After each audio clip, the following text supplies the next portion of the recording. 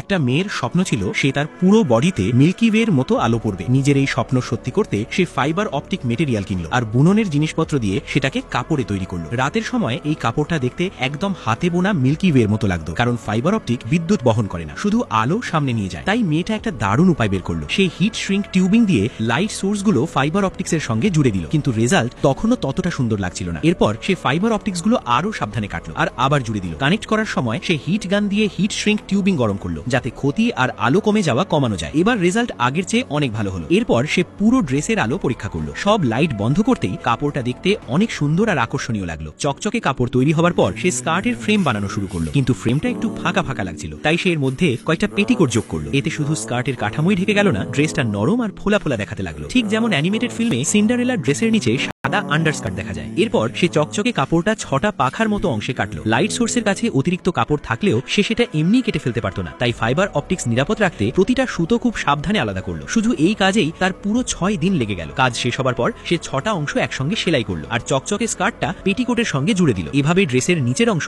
পুরোপুরি তৈরি হয়ে গেল। বেঁচে থাকা মেটেরিয়াল দিয়ে সে একটা ম্যাচিং টপও বানালো। প্রথমে কাপড়টা ঠিক আকারে কাটলো, এরপর সব টুকরো সেলাই করে সুন্দর চকচকে টপ তৈরি করলো। এই টপটা স্কার্টের সঙ্গে পরার পর পুরো ড্রেসটা দেখতে কোনো জাদুর পোশাকের মতো লাগছিল। সেটা পরে বাইরে বের হতেই তাকে রাতের জঙ্গলে ঘুরে বেড়ানো কোনো পুরীর মতো দেখাচ্ছিল। শহরের আলোর মধ্যে হাঁটার সময় সে পুরো শহরের সবচেয়ে চকচকে আর আকর্ষণীয় দৃশ্য হয়ে উঠল।